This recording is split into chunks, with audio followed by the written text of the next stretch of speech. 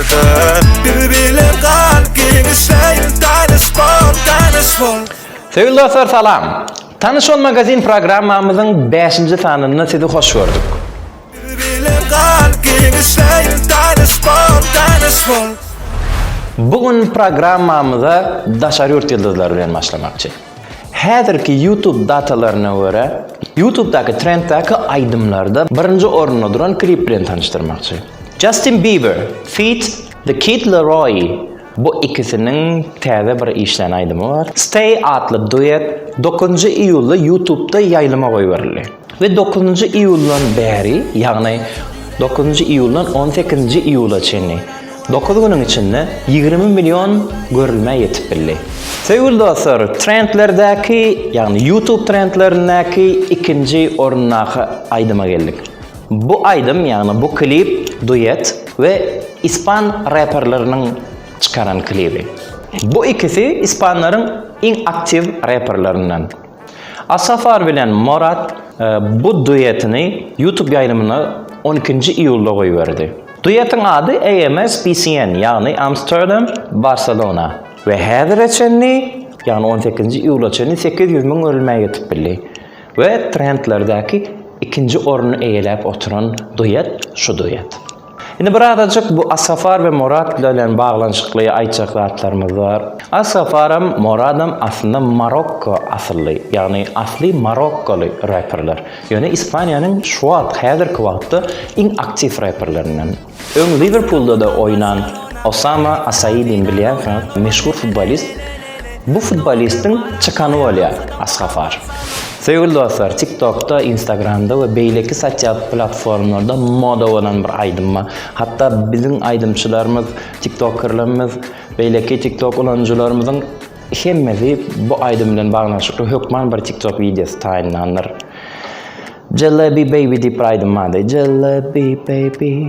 Şimdi aydımçı Tesher tarafından yerine getirilen bu aydım hit olup da hatta viral yayraptı. Dünya starlarından Tanfın Karollarından Jason Derulo bu aydımı teşerrüden fit edip YouTube yayınımına koyuverdi. 13. iyulda YouTube yayınımına koyuverilen bolmağına qaramazdan bu video eyyam 11 milyon prosmotra yetip bildi. Hindistan için belki katı Aziyalak görünmemler, yani bu az vaatın devamında 11 milyon görülmeye yetip bilmegem. Hatta dinlenen bir aydımın, TV'den remake'inin bu kıyska vaatda munça milyon görülmeyi elbette. YouTube trendlerindeki 20. orundaki bir klip bilen sizi tanıştırmak isteyen. Bu klibi 20. oruna olmağına qaramazdan tanıştırmak isteyişimizin sebebi birinciden Imagine Dragons grupposunun häzirçe dünya derecesinde yazan hitleri köpler tarafından dinlenen ve hakikaten meşhur grupların biri. Pop rock stilde aydı. Bu arada önksanlarımıza da azap geçiptik. Yani bu klibinde Imagine Dragons'ın solisti Dan Reynolds'ın 2019 yılda kıyıcılısı Alicia aradan çıkar bir kesel zararlı ve şuna bağışlanıp düzülen bu klip hakikaten hem duygularınıza yüzlerce kliplen biri olan için sizinle paylaşmak istedik.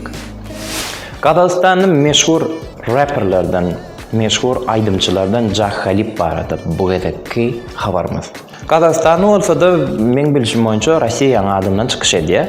Ve aydımlarını, raplerini Rusça yazıyanlığı sebeple hakikaten hem katı ging fan toparlar var. Hakikaten hem ging fan toparlar var. 14. iyulda klibini düşürüp YouTube yayılımına koyuveren bir aydımı var arada, bir klibi var arada bunu öğretmekçi. Lilova'ya. Hakikaten hem Jah Khalib önkü ovadan aydımlar bilen meşhur. Bu aydımdan sonki albomunun içinden alıp klip düşürttürler. Klibi yine önkü kliplerine mengeş historisk klip düşürttür. 8. iyulda YouTube'a koyulan yine bir klip var. Ses tembrini, harplar çıkarışını bizim meşhur yıldızımız Söhbet Cumayev'e menglediyen bir Ermeni asıllı Ors aydımçımız var. Has Ors'u aydımçımız diyenini dinleyenimiz için aytıyaz, yani elbette Rusların aydımçısı. Janaga. Önkü duo gruppasının son solni aydımlarını çıkarıp geleni veri janaga hakikatdan hem owadan aydımlar yerine getirip başladı. Biliyorsunuz Tensa duo gruppasının biri de janaga ve Adna Takaya adlı teze klibini YouTube yayınına koyuverdi. Bir neçe yıl beri hiç il aydın çıkarmayan Merve Özbey teze aydımı yerle yeksanla tezeden arena geldi.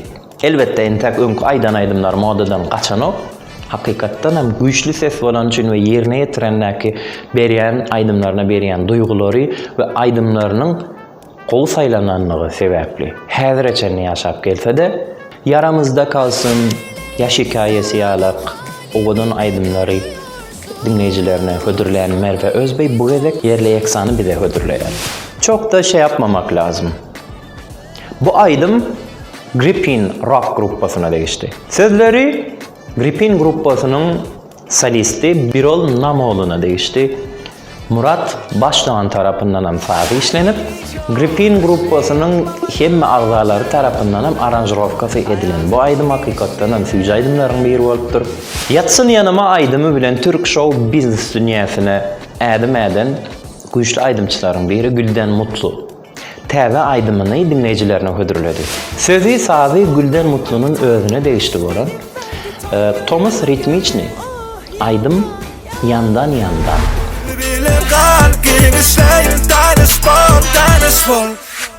Sevgili dostlar, inni olsa dünya ve öz yurdumuzdaki show business bilen bağlanışıklı haberleri, tedarikleri, malumatları size bergen sahipamıza geldik. Azat Sesh. Soňky wagtlaryň iň trenddäki, iň populyar aydymçylaryndan biri Azat Sesh, Instagram hasaby hackleninden soň täze Instagram sahypasy açdy. We fanlaryna hiç il problema yok. Hem Azat gowy, täze sahypam we täzeliklerim bilen sizin ýanyňyza geldim diýdi. Iň soňky ýanlarar single'ndan soň aydym hödürlemänligini ýatladyp, Azat Sesh öz sahypasyna fanlaryna täze aydym gelýänliginiň habaryny berdi. Barla meni, keypet, Ferasap bol menden ýaly batyrgy hitleriň eýesi Firuza Rozeva barada bu habarmy. Firuza özüniň Instagram hasabyndaky story bölümine goýan videosunda Begocan'ı täklep täze duet gelýärdi. Meşhur aydymçy Begocan bilen Firuzanyň öňüm dueti bardy we bu geljek duet has hareketli, belki Thomas aydymy, belki has ütköşük bir stilde işlenen aydym bolup biler. Gysgaçasy öňküden hem has gowy aydyma garaşýar. Firuza we Begocan'dan. Yakynda inni ýatlama atly aydymyna düşüren klibini biziň bilen paýlaşjakdygyny habar beren Firuza täze güýçünap işe başlandygyny bildirdi. Bu ýylky Cannes Film Festivaliniň bayrak goşuruluş dawarasy 6-njy iýulda geçirildi.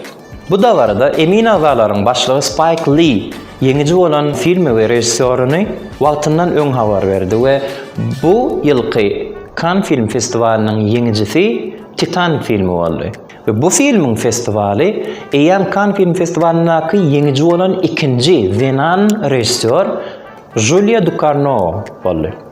Familiýasyny ýalňyş aýdan bolup biler, ýöne Fransiýaly we Venan rejissör bolan Julia Ducournau bu festivalda birinci orna eýe boldy we Altyn Palma bayragy Julia gitdi. Bu gezekki habarymyz sport bilen baglanşykly. Häzir Juventus'un häzirki iň güýçli oýunçylarynyň we dünýä starlarynyň iň populyarlarynyň biri Cristiano Ronaldo lüks maşinanyň ýanyna goýan suratynyň aşagyndan Decision Day, ýani karar alma günü diýip bilen Cristiano Ronaldo fanlaryna bir habar bereni alap boldy. Ýani Juventus'tan soň haýsy futbol klubu bilen şertnama baglaşagy belli bolman duran Ronaldo barada hiç ýyly anyk maglumat ýokdy. Goýan bu post bolsa Ronaldo'nun haýsy klub bilen şertnama baglaşjakdygyna şu gün karar berjegi bilen baglanşykly diýilen netije geldi.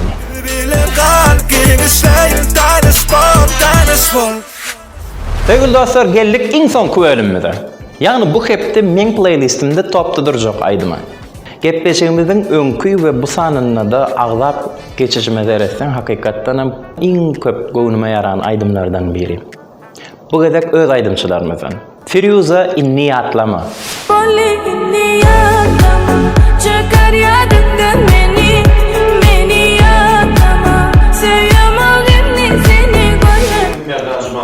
Gelýärmi?